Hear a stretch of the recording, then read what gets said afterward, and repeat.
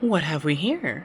A box? Yes, this is a laptop that I bought at Best Buy for $120.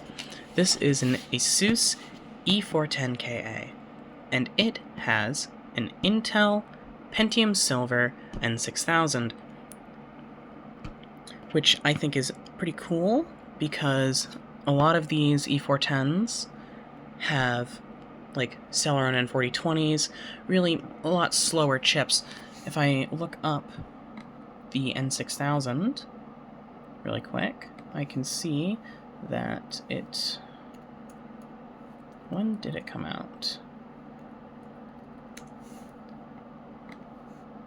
This is a chip that was released in Q1 of 2021, whereas the N4020 that the older versions of this came with it was released in 2019.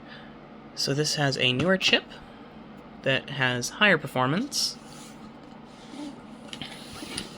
Still a bit dated, but hey, we can't have everything. It comes in this lovely box. I want to drive home the point that this box, again, it's wonderful. It has like this little insert here, or this like hinge design, I guess, that holds it open during the unboxing experience. And I want to clarify that I have opened this before. I just put it back in the box to show the unboxing experience because I think it is lovely. It comes in this lovely little cloth pouch, which I do think is relatively common. I think my Acer over here, which I think I already said, but it came in a very basic cardboard box. You cut the top open, you pull the laptop out. Yeah. And it also has this style of power brick. There's your proof that I put this back in. This was originally held together with a twist tie. It has this style of power brick, which honestly I'm not too fond of, but the custom design of this definitely did cost a little bit more than it would have cost to just put in a boring black rectangle that has the cord on it. Maybe it didn't, but it feels more premium, you know? It feels more premium.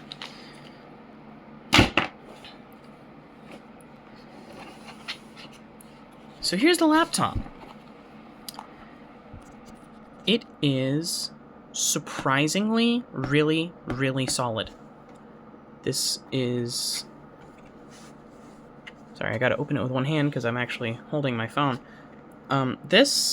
I don't know what this is or what it does. It's a trackpad, I know, but like the numbers and shit. Because here's the thing.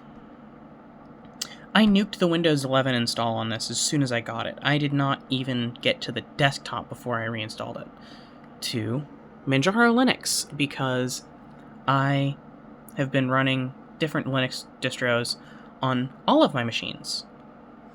I've got a ThinkPad running Endeavour OS, I've got an HP ProBook running Gen 2, I have this running Manjaro, I also actually have this running Manjaro, although I'm running the KDE variant, whereas this is the XFCE variant,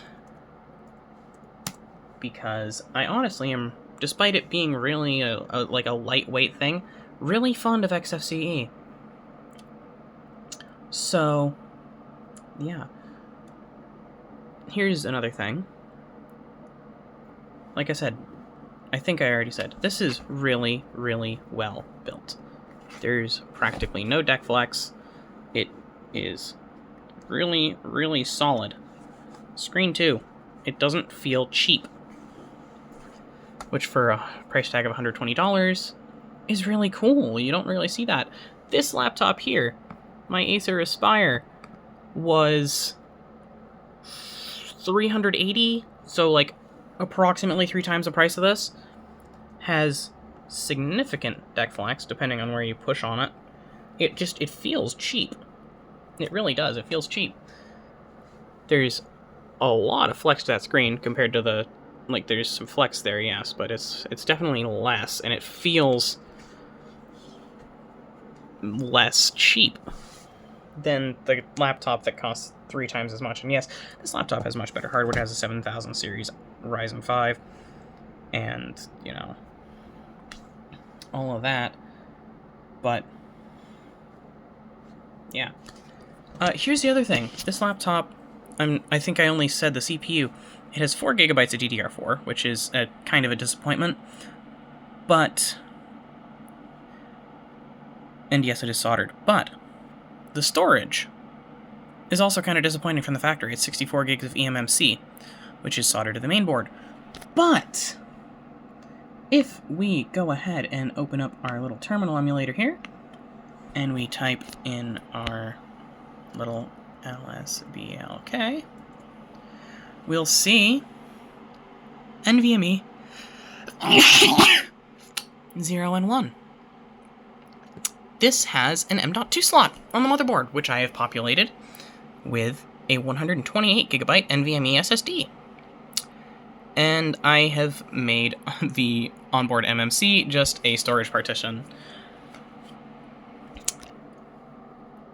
So again, for $120, we have an M.2 slot and the ability to have NVMe storage. It gets better, though. The panel in this is capable of turning off the backlight, which is a feature that I absolutely adore, and a feature that my Acer Aspire lacks. So, what else can we do? Well, we can browse the internet.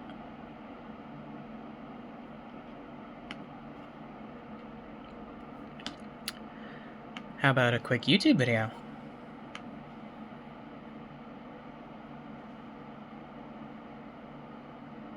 I do love listening to some music. How about we watch a Beat Saber video, yeah? That's what I mostly do on my channel.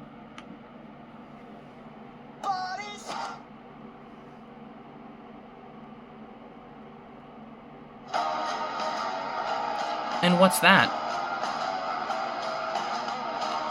Good speakers, and I'd call that video playing just fine at 720-60.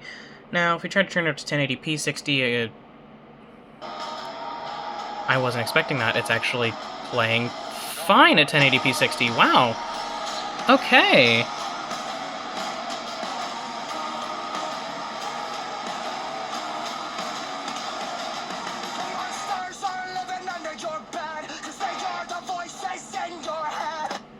So yeah, 1080p 60 playback, and I believe I said this, it's got a 1080p panel in it, so you're watching the videos at native resolution, 60 FPS. This, for an all-rounder, if you're willing to run Linux, is a really solid machine.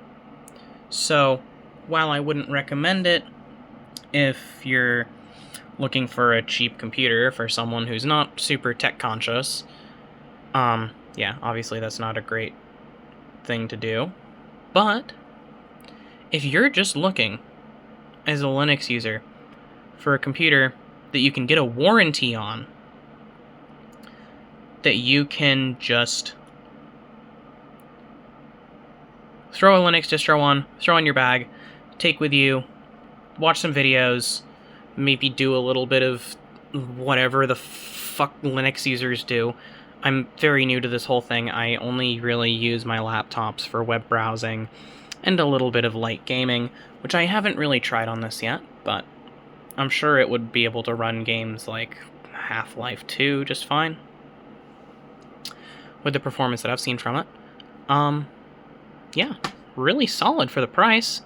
I rate it. I did not expect to. I expected to get this thing and make a video about how much of a piece of shit it is and how it can barely even run Linux, and here we are. I really like this little computer. This, I don't think I already touched on this. The trackpad, has a number pad on it. This, I believe, had some kind of driver under Windows that made it actually work. Under Linux, it does absolutely nothing except be a trackpad, which, honestly, I think is all the better, because I think that is stupid, and that 14-inch laptops don't need number pads. My Acer doesn't have it. That's the It's silly, but yeah, that's the Asus E410KA. It's a really good laptop for how much it cost. On ya, Asus.